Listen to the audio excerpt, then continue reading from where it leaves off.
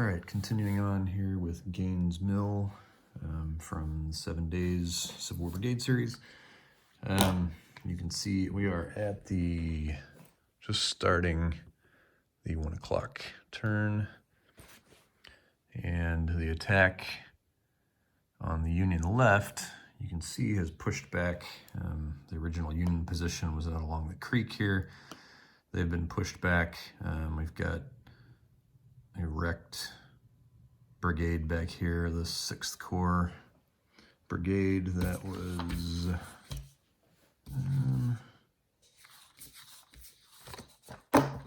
just looking to see how wrecked. Yeah, he took a lot of damage. It was down to started as a AAA, down to a single A. You can see also low ammo. He was pushed back. I've actually retreated him off of the line because he's wrecked. And I've got this guy here. This is McCall's brigade of Reynolds Division, or rather Reynolds Brigade of McCall's division. Also pushed off the line. I've had Newton move up here to take his place, and Newton is now holding the left of the Union line, and he's totally fresh, AAA. Problem is, it was this guy here, Bartlett. He was my B morale, so I mean, he held out as long as he did, probably because of that B morale. This guy's a C morale, so more likely to crumble. Fortunately, I think the action here is going to be pretty much over for the rest of the battle, because D.H. Hill, he's got at least 2 wrecked brigades.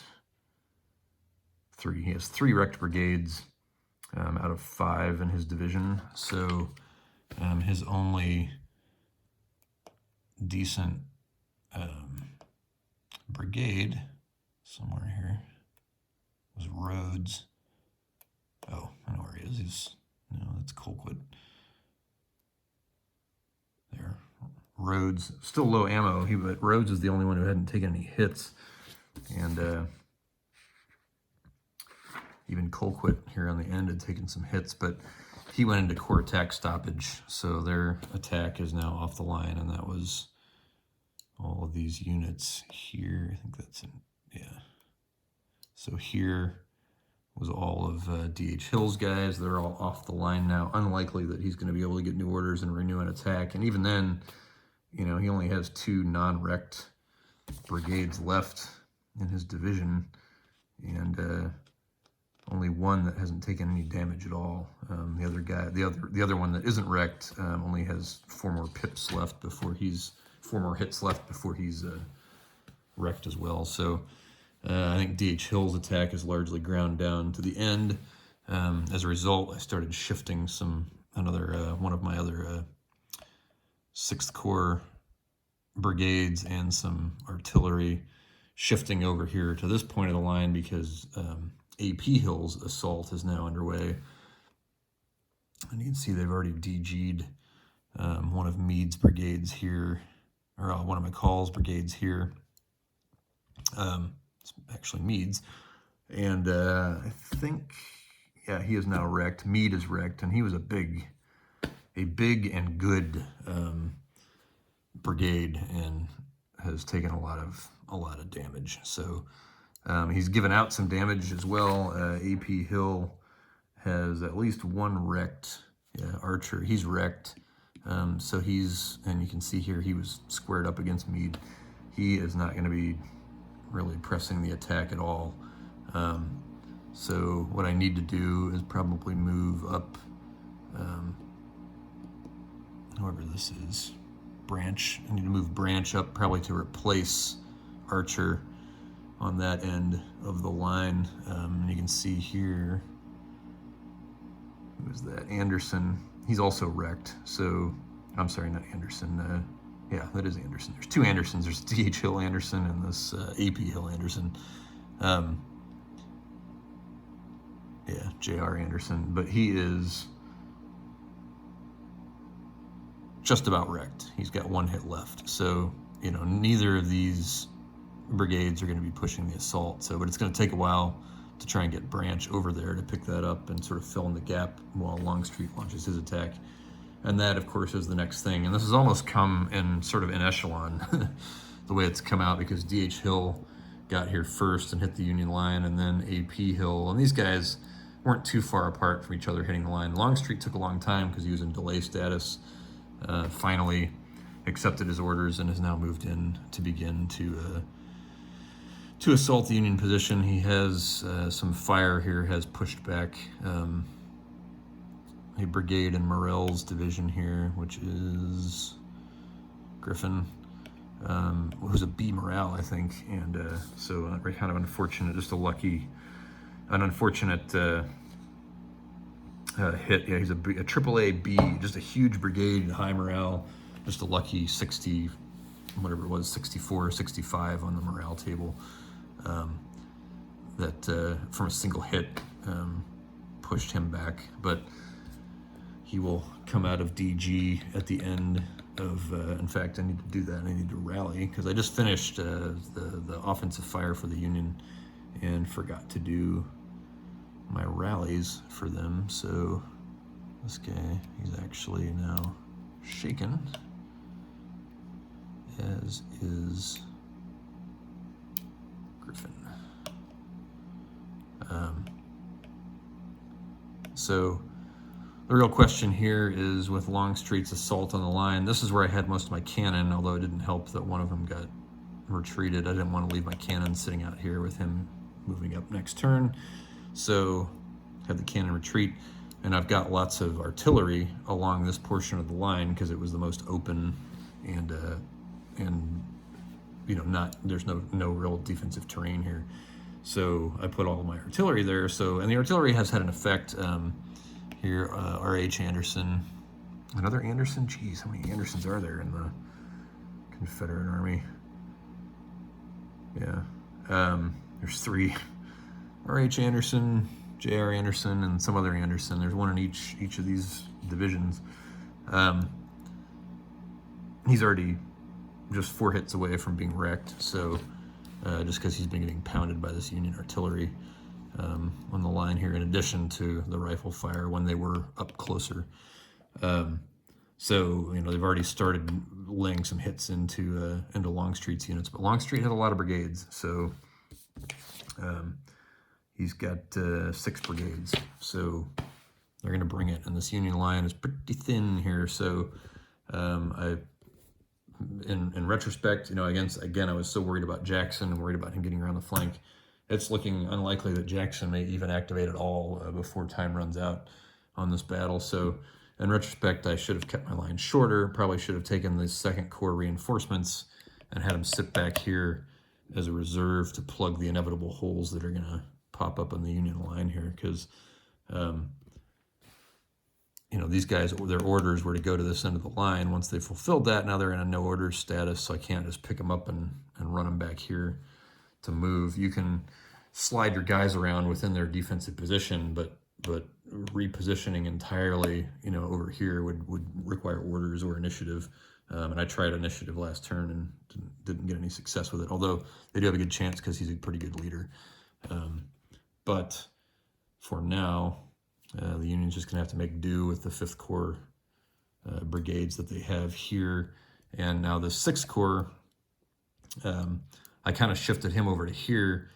It'd be, you know, dicey rules-wise to say, oh, have him run all the way over here and plug a hole in the line, because, again, their orders were to take up the Union left. So he is kind of, I would consider it within his orders to help defend the Union left, but to suddenly run over and start defending the Union center, probably not in the spirit of the orders system. So he would also either need initiative and or orders, and as you can see here, Slocum, he's terrible, so he's not going to be getting any initiative unless I roll a 12, I think, on a 1 rated leader. No, an 11 or 12, he can get initiative. Unlikely. So, yeah, and probably should have had a much tighter Union line, given that Jackson is unlikely to be joining, and since he's still a 0, he didn't get the thing where he didn't get the die roll that gets him to a 4 that for the start of the 27th. That ups him to his normal 4. He stayed at the 0, which means he's just sitting there in delay, taking forever. to implement Lee's attack orders, which were to smash this side of the Union line. So it was a little bit dicey here on the left, but they've held out through the corps attack stoppage. I think D.H. Hill was just too wrecked to get things going again before time runs out. A.P. Hill kind of running out of gas here. He's got nearly two wrecked brigades. Although a lot of them, Branch here, untouched, and Pender, where's Pender at? Pender here, also untouched. So, he has some firepower left and good morale, so he could potentially punch through here. All the more reason to have an extra 6th Corps Brigade sitting back here to help out. Also a C-rated morale, but, better than nothing. So, anyway, that's where it stands now. This is into the very lengthy, grindy part of the battle. I've sort of let this sit for a few weeks while I've been playing my Zulu games. But when you get the lines in close contact like this, the big sweeping maneuver that was happening on the rest of the map earlier, you can see that's long over. I've now covered the map with the dice tower and drinks and all the other charts and stuff. But, the big grand sweeping maneuvers where turns were just flying by, that's all over. And now the turns are taking a very long time as you plod through defensive fire, offensive fire, 4 times in a turn. You might have little movements here or there to dress your lines or to move up attacks where appropriate. But otherwise, you are just calculating, firing. The other issue for the Union at this point, especially now that Longstreet's getting his assault on this artillery heavy portion of the line, the Union's actually down to 18 artillery shots. So these batteries have 18 shots between them to try and help break Longstreet's attack. I think it should be enough, and they're going to need it with all the strength that Longstreet can bring to bear on the Union line.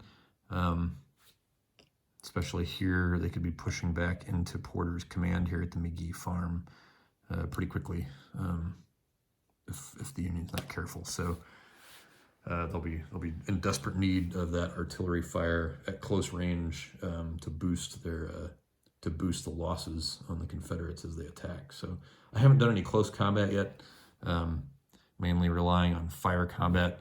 Part of the problem over here was that it just took a long time to even get to the Union position, having to go through these swamp hexes. By the time they got up there, they were pretty well shot to pieces. So I might have a little better chance here with Pender. But unfortunately, their last fire combat on these guys got them bloodlusted. That's not the greatest time to try and launch a close combat.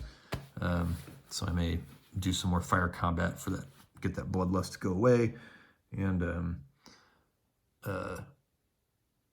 try close combat once that's done, especially because there's not a lot of artillery here to blunt the potential close combat with these. And you can see here I pulled the Union back. These guys had been DG'd and fell back one, so I kind of pulled the rest of the Union line back just to break in the fire and play for time, since we are into the afternoon now, and the game ends at whatever it is at dusk. So you've got 3, 4, 5, 6, about 12 turns left. So that's an eternity in terms of all the fire combat that's going on. But we are more than halfway through this last day now. So if the Union can just hold on a little bit longer and hang on to these victory point locations here, they've got a chance of doing a little better than they did historically when, in the late afternoon, the Union line is completely disintegrated and everybody ended up fleeing back across the Chickahominy River. So hopefully that doesn't happen to the Union here, but we'll see.